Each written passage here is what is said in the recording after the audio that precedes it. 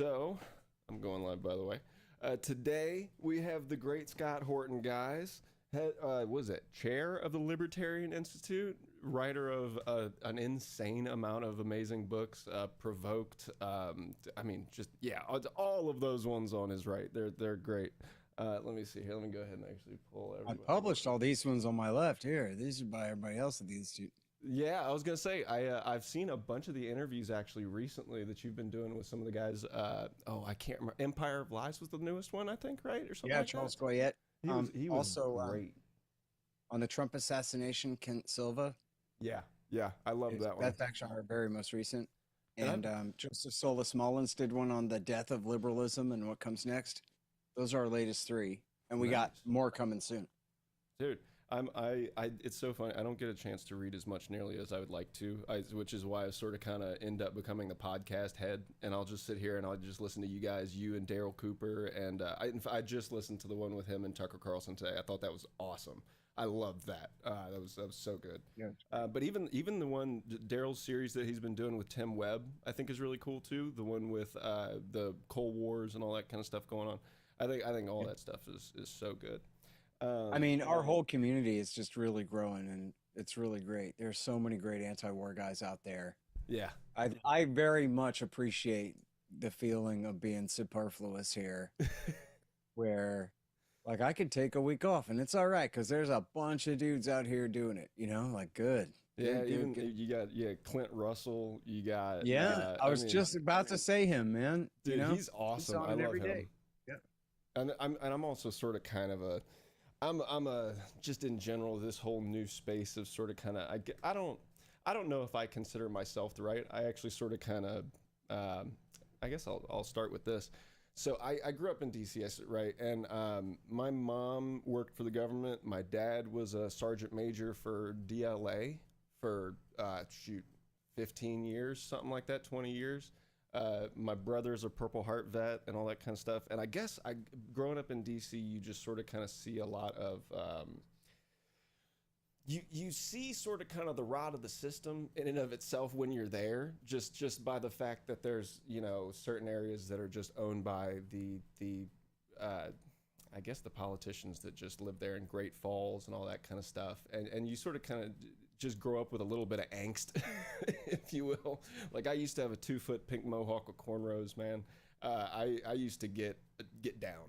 That was my thing, and I was really into anarchism, and I over time was like, okay, that's ridiculous. Like that's you grow up, you learn, and I guess what I've sort of kind of stumbled upon is just that like I'm a big philosophy guy, and I really like political philosophy, and I think that people need to really sort of kind of have a little bit more realistic questions about how we run the system, and not just sort of kind of abdicate our responsibility to just others in political office and let them run rampant and do all that kind of stuff. So I would like to sort of kind of start doing stuff like this where I interview people like you and just really nail down sort of kind of some of that. But I also want to talk about just like how you interact with people just on a day-to-day basis when it comes to politics and trying to get them to sort of kind of come to your side or persuade them in certain ways, if that makes sense. So Yeah, sure. So, well, first of all, I mean, I'm a very anti-government guy, and I actually was very relieved to find out that there were libertarian anarchists. Because the only anarchists I knew were like communist hippie types. And then when I found out that like, no, there's anarcho-capitalism and there's this, entire body of work by these libertarian theorists about why, nope, you don't even need courts and you don't even need national defense and you don't even need none of this stuff, man. Or you do need courts, and defense, but you don't need a state for it. So that was at once a relief, like good, because I was tired of making excuses for like, well, of course you need courts and national defense. But then at the same time, of course, it's also a burden that like, oh, let me tell you about anarcho-capitalism. Like nobody wants to hear that. Nobody knows. You lost them at anarcho anything, and they're not, you know what I mean? And after all, the world is all carved up in nation states, and it's going to be like for our lifetimes, more or less.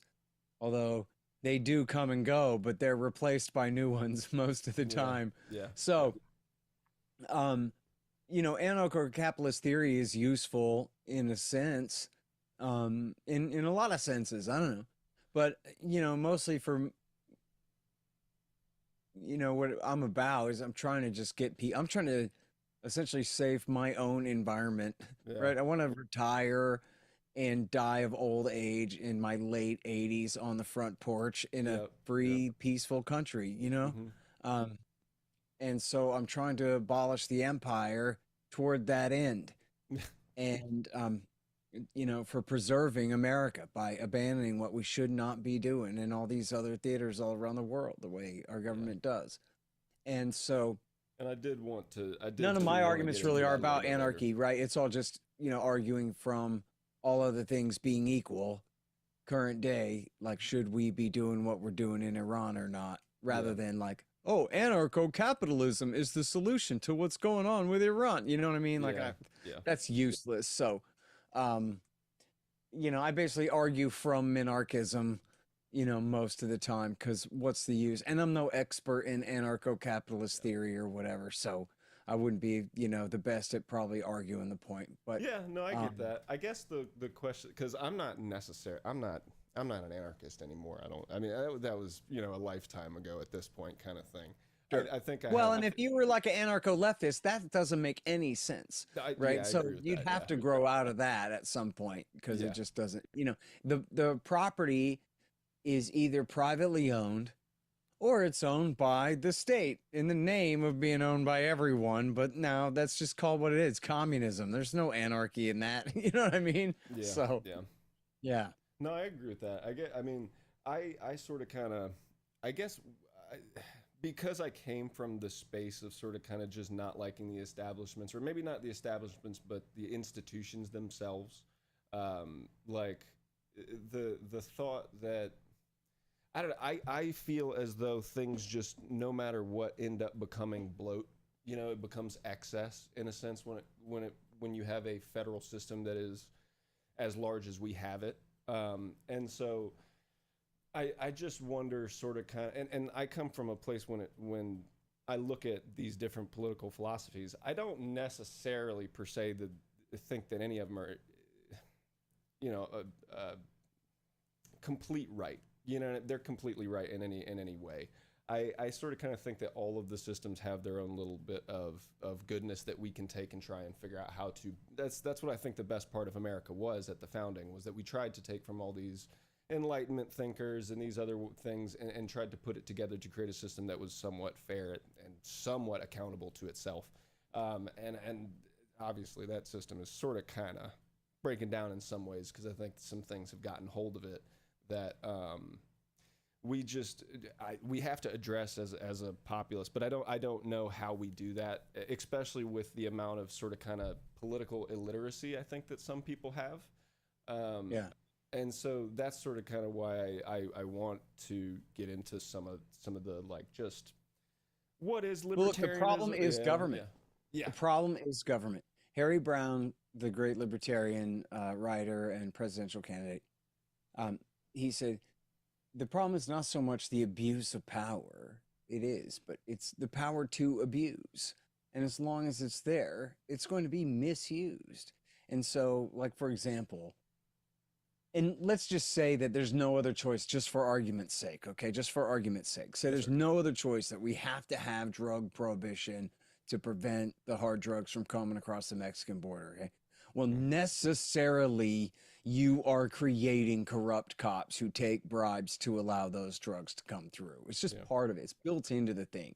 You can preach about honor, but honor doesn't prevent money from being money, And so the more power that you have, that the national government has, then the more money there is invested in controlling what they do with it all, right? Yeah. I mean, if you own some giant chicken concern, then you have to really lobby in your own self-defense all day just to keep them from taxing you right out of business, regulating you right out of business.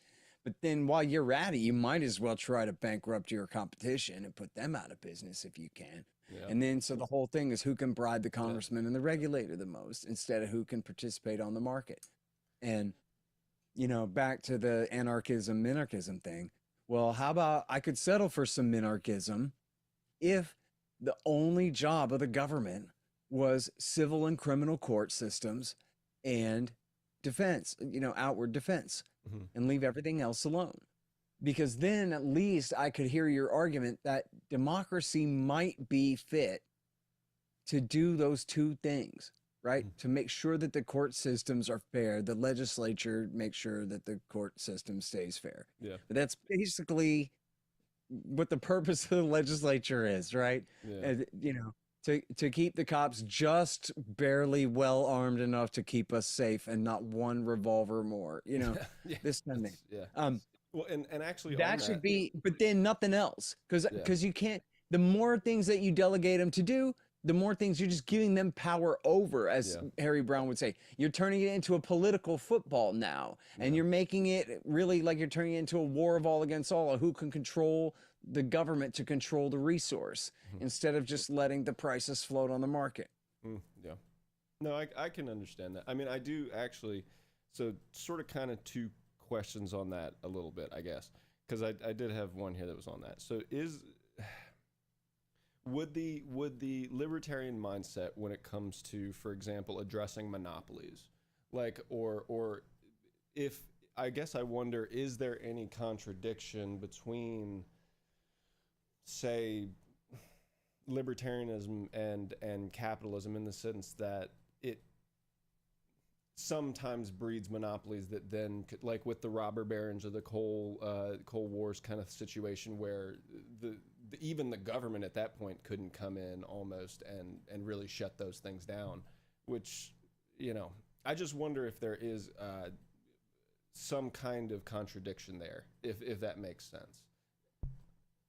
Well, no, I mean, first of all, the government itself is the great monopoly. Yeah. Right. That's the reason that you have them to turn to decide about these other monopolies on the market, right? Is because they're the monopoly on doing whatever the hell they want. So as soon as you give them the power to break up monopolies, then you see now it matters. Is your president a Rockefeller guy or a Morgan guy? Because if he's a Rockefeller guy, he's going to break up Morgan interests. And if he's a Morgan guy, he's going to break up Rockefeller interests. But none of this has anything to do with serving the public good. Right? Again, you just turned it into a matter of a political vendetta. And when you look at, you know, so many of even alleged monopolies, although it's hard to point at any true monopolies, even in history. But even if you look at the closest ones, it's government intervention that makes it that way, right? Like, this is actually a pretty accurate story from what I've read. You ever see the movie Tucker? About the guy who came up with the new car. But then Ford and GM went to the Congress to screw the guy. And how did they get him?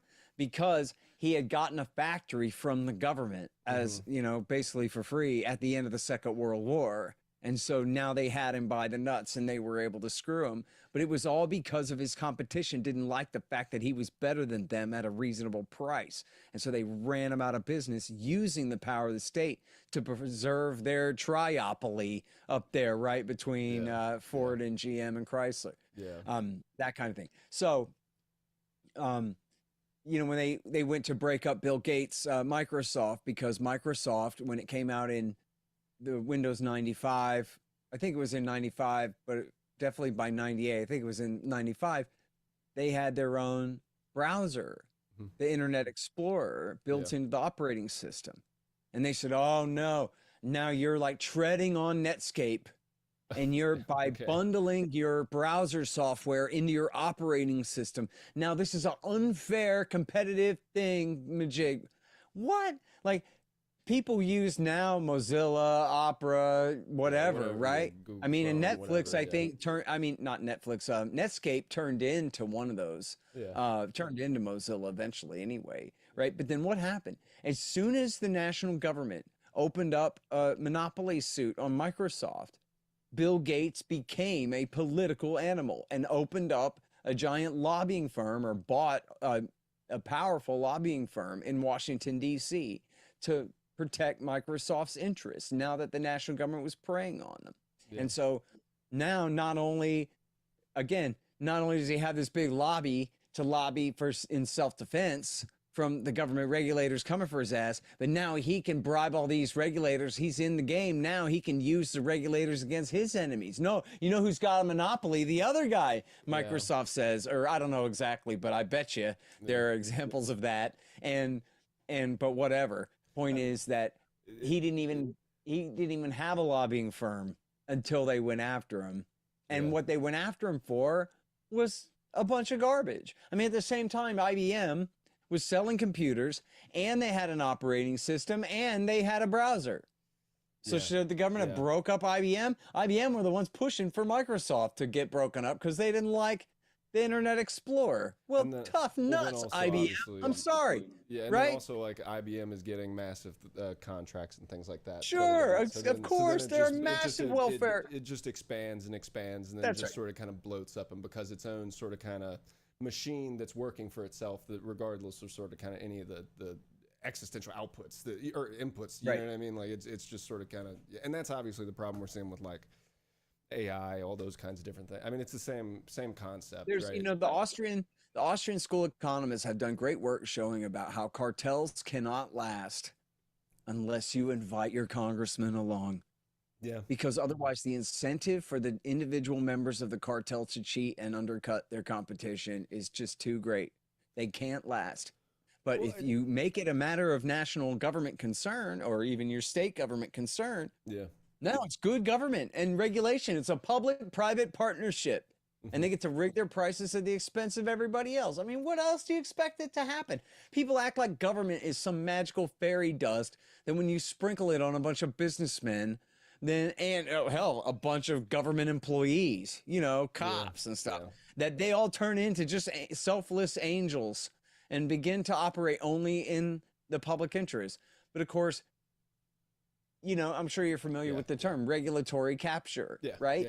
Which means that any company that's being regulated by the national or by the executive branch has every reason to figure out what kind of state dinners or what's their favorite titty bar or what do they got to do to get these regulators off their back to get a smiley face on their report card.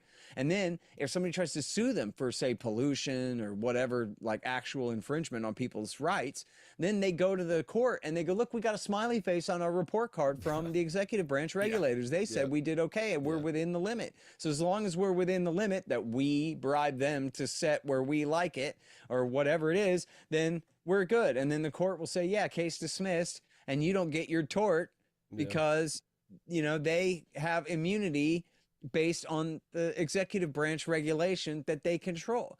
I would argue, and, I'm sure a lot of libertarians would argue that this is really why they created the U.S. Constitution in the first place, regulatory capture. And in fact, Hamilton says that I think it's in the Federalist Papers. I'm pretty sure it's in one of the Federalist Papers. I know I've read Hamilton.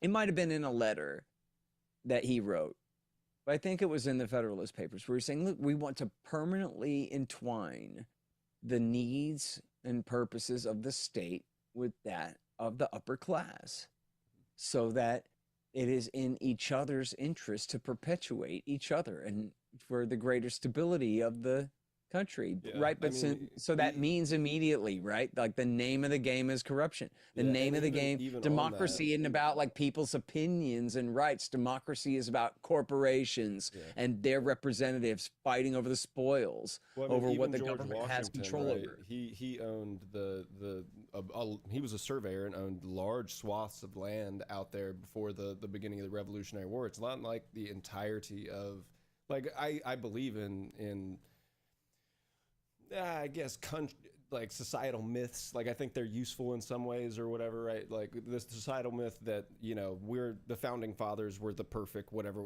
That sounds great, but at the end of the day, they had personal interests, and George Washington was just like everybody else, and him intertwining his surveyorship and land ownership that he had into the federal government actually created a lot of the sort of kind of wealth and everything that they had.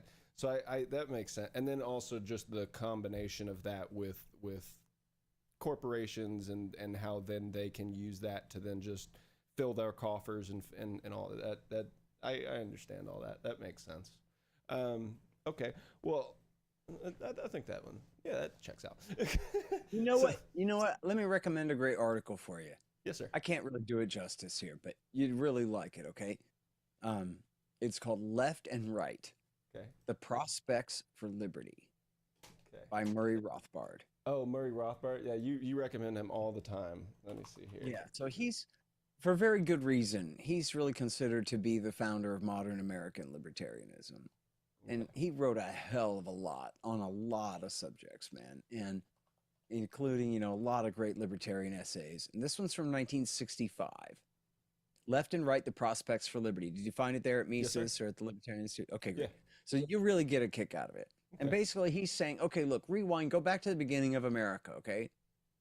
Well, in fact, he starts with, I guess, he says, the conservatives are the pessimists. They think time is on the commies' side. Yeah. And so they're determined to win these short-term victories at the expense of the long-term. But they're wrong. Communism is stupid, and they should not be so pessimistic. All that is going to fall apart. And we should have short-term pessimism, but long-term optimism, because we know that freedom works, and we know how it works. And here's how it works. Yeah. Okay. And his point being that not specifically the American Revolution, but yes, also the American Revolution. But overall, the revolution that mattered was all pre-Marx. It was the revolution against feudalism and for contracts and property rights. Because with contracts and property rights, that's how a regular guy can move up by improving his property and exchanging it on the market. Right. And so when this is what caused eventually the Industrial Revolution, and all this other stuff came from that first. This was the invention, was, you know, liberty, essentially. And so then the American Revolution is tied right in that time period where the settlement of the East Coast is really taking place, you know, and not just the East Coast, but eventually, you know, into Texas and whatever. Yeah. Were taking place, you know, under this mindset of land ownership. And so, but then, so he's saying the right in this context, going back then, the right is the philosophy of the old order, of the old landowners and the church and the king and the way things used to be. And the liberals, they weren't commies because there were no commies yet. They weren't any kind of socialists or anything because you didn't have Marx. Yeah. So the liberals were the ones who believed in property rights and business and capitalism because that was freedom.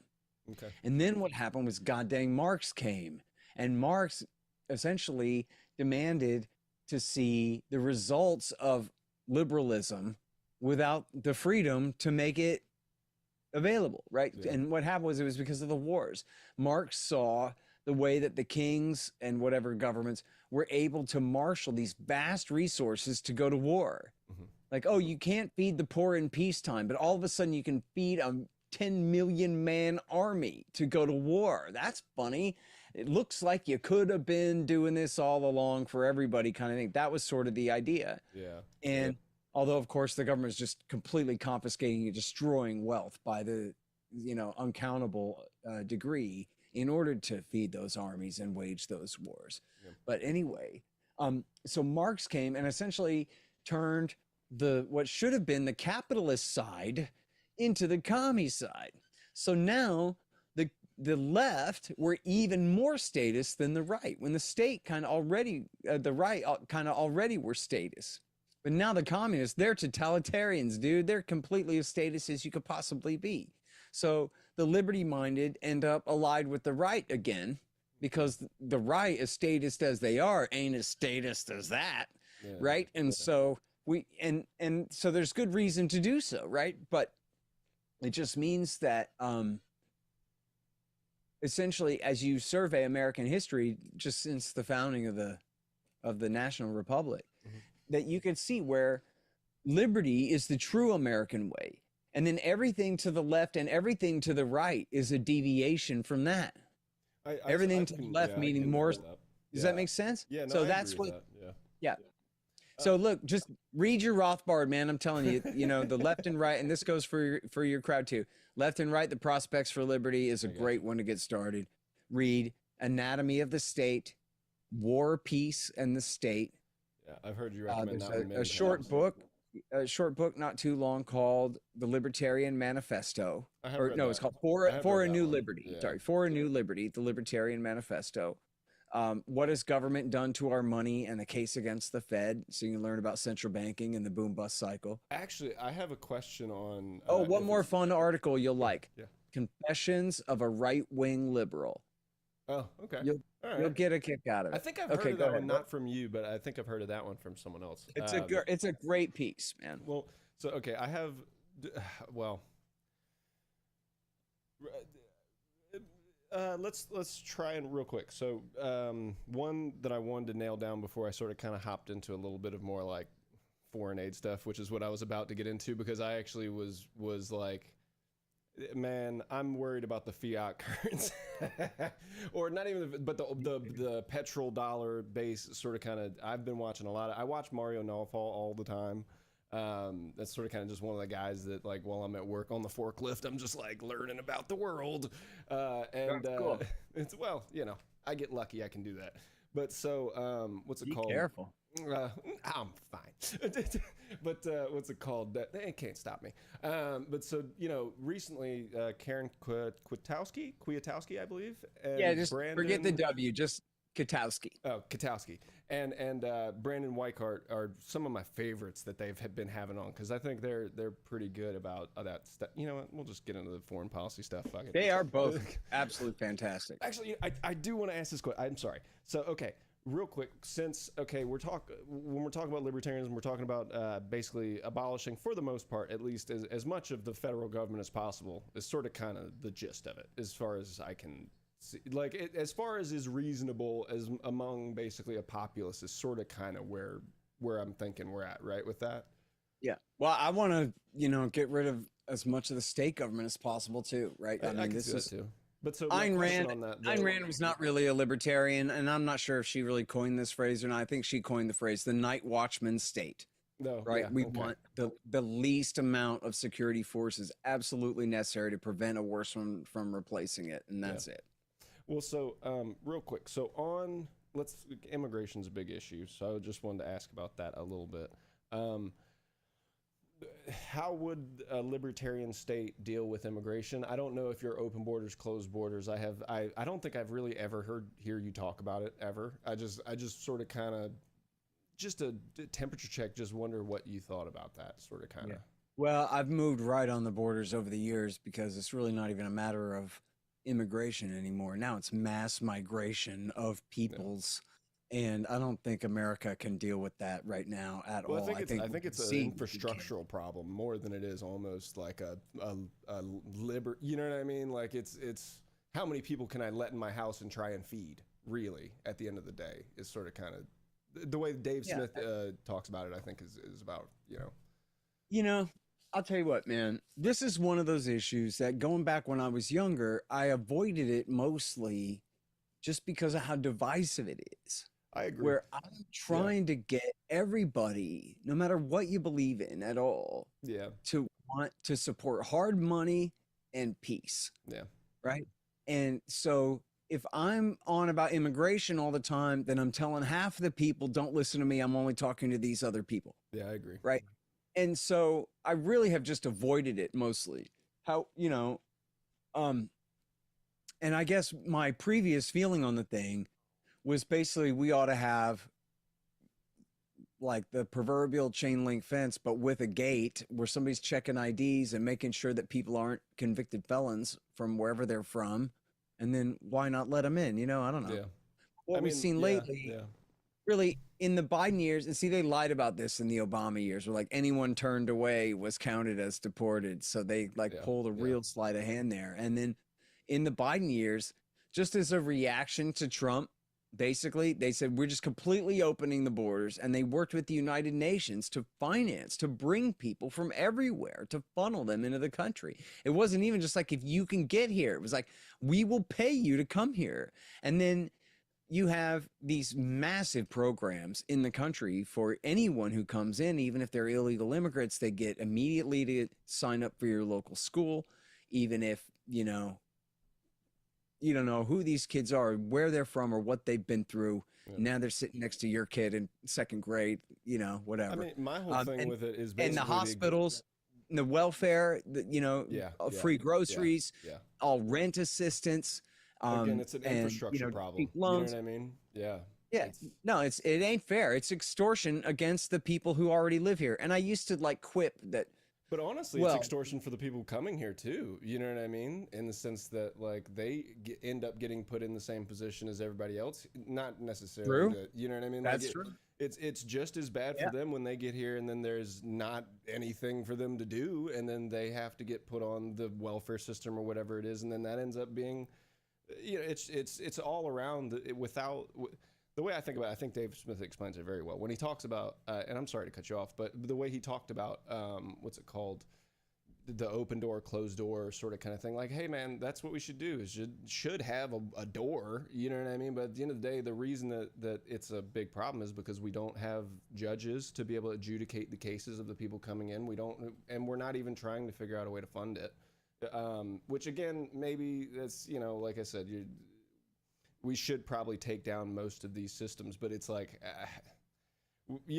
that's what I'm wrestling with as a person. It's sort of kind of like how to deal with both parts of that as like a compassionate human being, but also, hey man, this is getting a little much. We got to figure this out, and it's bad for everybody in all spaces. So you know what I mean? I don't know. But I understand. That makes sense. I appreciate it. Was there more of a thought that you had, sir, or? No, I guess just that, when you're bringing in tens of millions of people, that the country just can't support that. Yeah. I used to say that, when people would say it's not fair that you're bringing in all these immigrants and then they get on welfare, I'd say, well, that's your fault for being a socialist then. Let's abolish the welfare state. But then it's like, okay, well, anyway, they're not abolishing the welfare state.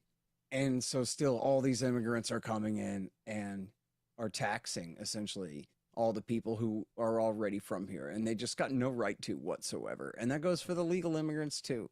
It's just completely crazy. So yes, we should abolish the welfare state, but for immigrants first.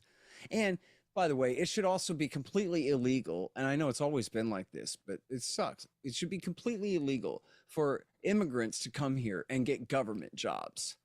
How in the world can you be from somewhere else and then get a job bossing other people around? I do have a problem with that. It makes no sense whatsoever. Issue, so yeah. Yeah, I'm sick and tired of that shit. They shouldn't be allowed to vote either.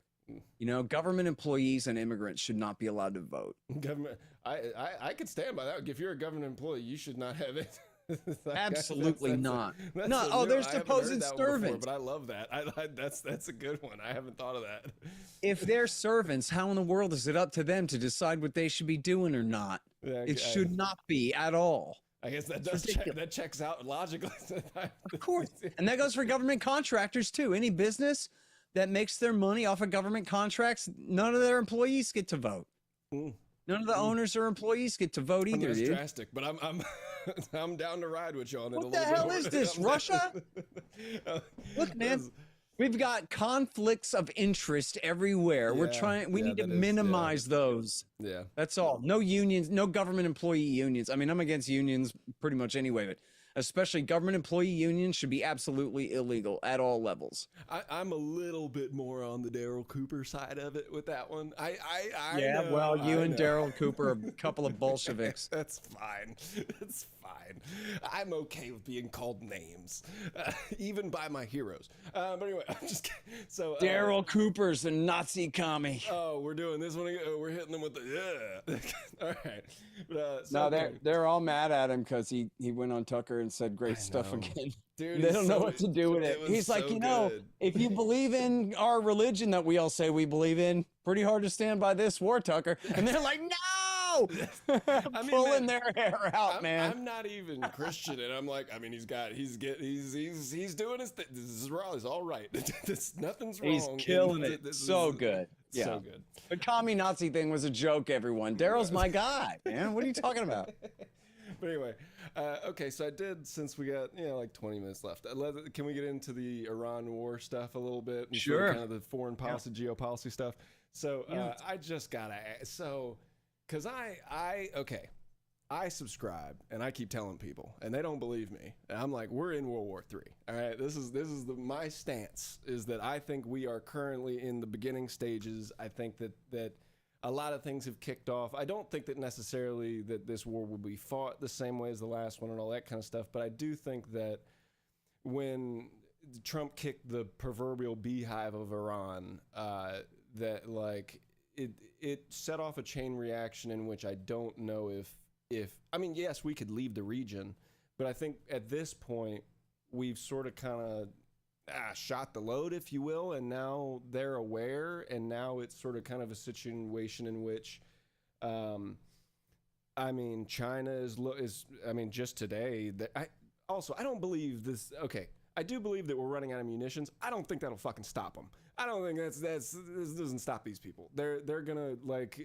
Larry Johnson was talking about it. He was like, hey, they're just gonna make better dummy bombs for a little bit. They'll transform a couple dummy bombs into some sort of kind of strategically guided missiles, and then whatever, there you go. And it's a strategic blunder, and it's obviously a ridiculous fucking thing to do, but that doesn't mean that it won't get done. And I am worried that I guess what I'm worried is that Trump has found himself in the position, right, where there is no good way out of this, and it will end with, no matter what, the end of the U.S. petrodollar, I think, in my opinion, because Iran will now basically have a sort of kind of the Robert Pape thing.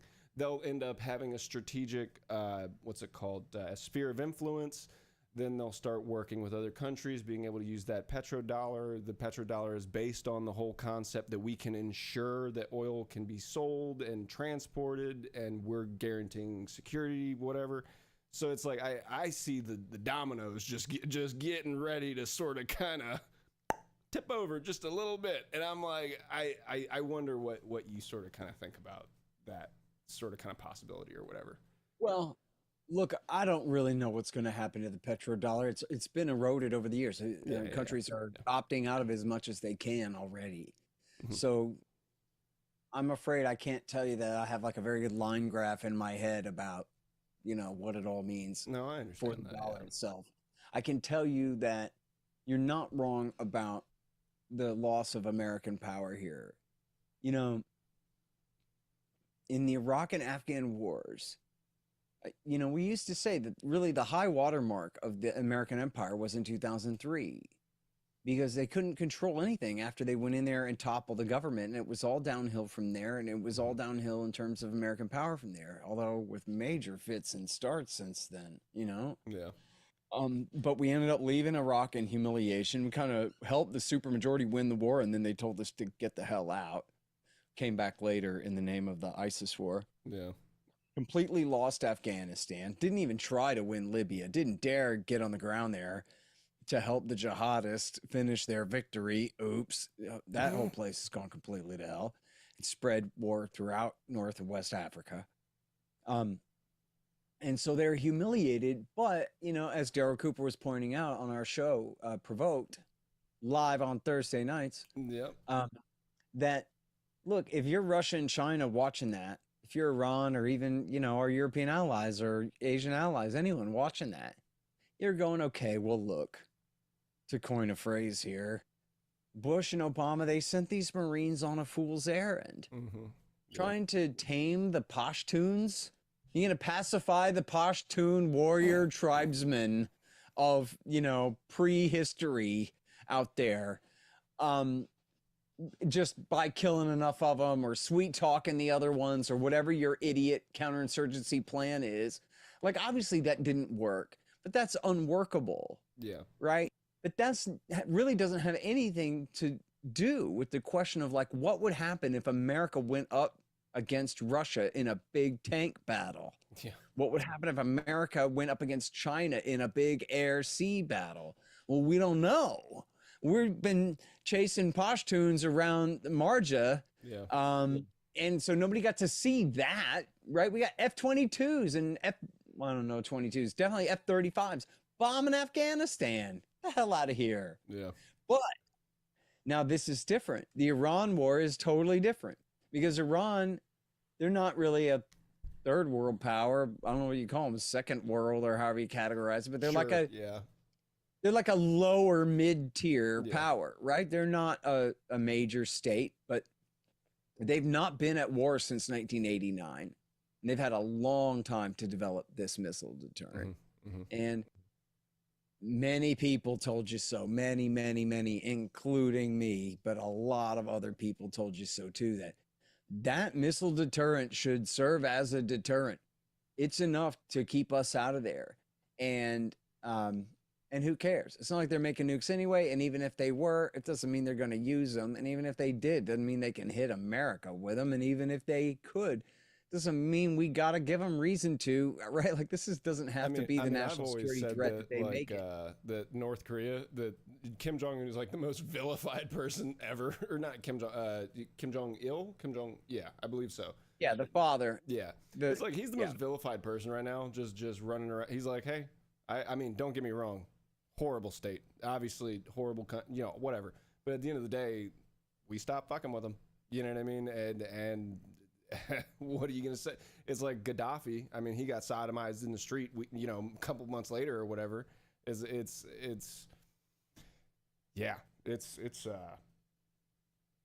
crazy.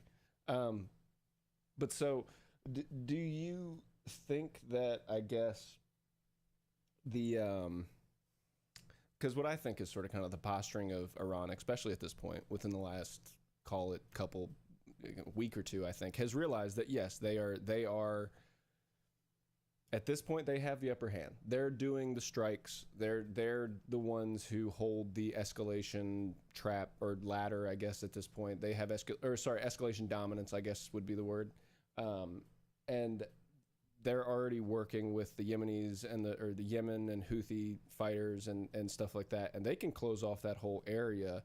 And then also with the addition of the invasion of Spain or whatever that was, it sort of kind of creates a situation in which it makes me really worried about just, I don't know, just what the future holds when it comes. And I know you don't have a crystal ball, so I'm not going to necessarily say that. But what should the United States position as far as foreign policy in this, because we've already debased basically the entire recent region almost at this point. Should it just be to pull back and then focus on sort of kind of infrastructure and trying to figure out how to resupply, restock, do all that? You know what I mean? Is that the function that you think we should sort of kind of go towards? Or yes, we should close every base everywhere in the world and bring everything home. Yeah. And cut the military budget at least in half. The Navy can protect our shores just fine. Air Force and Navy can protect our shores just fine. We don't need nothing really but a Marine, a reserve infantry force. Nobody's going to invade this country. Yeah. Yeah. You'd have to be loco, man. Everybody in the world knows how well armed Americans are. We don't even need a standing army to protect us from foreign invasion. No one would try it. A foreign army attempting to occupy anywhere in America, they would simply be cut to ribbons by the locals. Yeah. Forget it. It's a warrior culture. We're out here. Yeah. You know what I mean? That's right. That's right. The American Pashtuns, man. Try. There's a quote from Abraham Lincoln I have in my book where he says, all the armies of Europe and Asia combined could not drink from the St. Lawrence River or make a track in the Blue Ridge Mountains in a trial of 1,000 years. And if America's ever to die, America will either live forever or die by suicide. Yeah. Nobody can mess with us. Well, that's sort of So kind of what it seems like we're doing at this point, almost with the that's actions. right. You know what I mean? Like it's one That's of those right. things where it's like, look, I mean, obviously everybody told him. We all know. I mean, it's mind-boggling I mean, it's you know what I mean? Yeah. It is. It is mind-boggling. Look, here's what it is. This always happens. It's a cliche. Like, I don't know what age you got to be before you first learn. All empires fall. Civilizations can die. And usually what happens is they overextend themselves during good times, and then they can't figure out how to get back right again. And that's what happens over and over. And that's what's happening to us right now. And it's a cruel kind of mega imitation of our bin Ladenite enemies, that we are killing ourselves to get them, to get whoever else Israel sicks us after or whatever out there, and the arms merchants.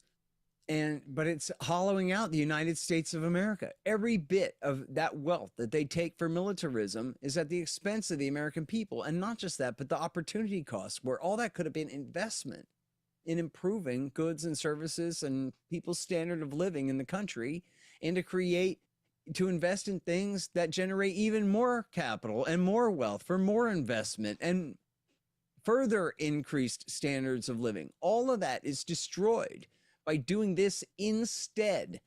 And, Ike Eisenhower had a great speech. Everyone's familiar with the military industrial complex speech on his last day in office, but he also gave a speech. You can watch it. It's called the Cross of Iron speech, where he talks about how many schools you could make for the cost of one battleship, and how many hospitals you could make for the cost of one long range bomber, and how the American people are paying a price.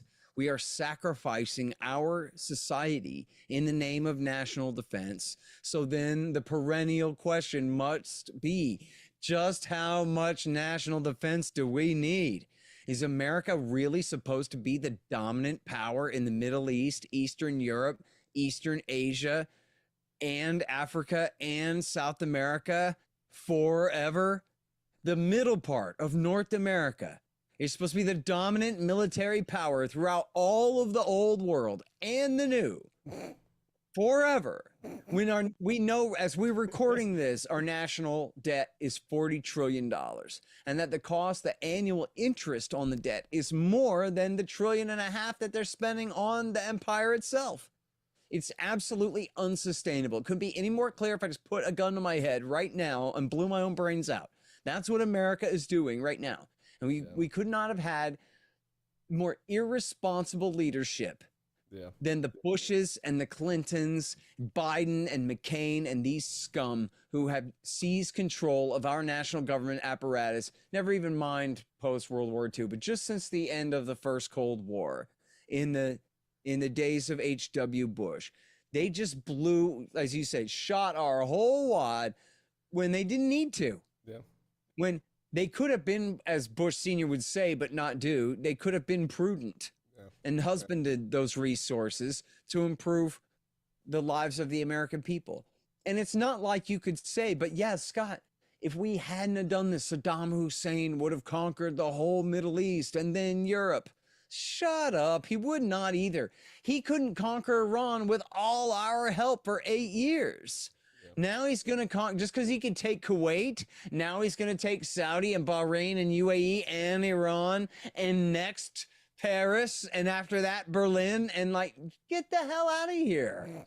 Oh no, Scott, if it hadn't have been for us, then what? Germany would have conquered all of Europe again. Nuh-uh, they would not either. They would have joined up an EU army with Britain and France and Poland. They would have signed a new treaty with Russia, and they'd have had peace and prosperity on the European continent. It would have been none of our business. You'd have never had this ridiculous war in Ukraine or any of this from America insisting on continuing to stay in Europe.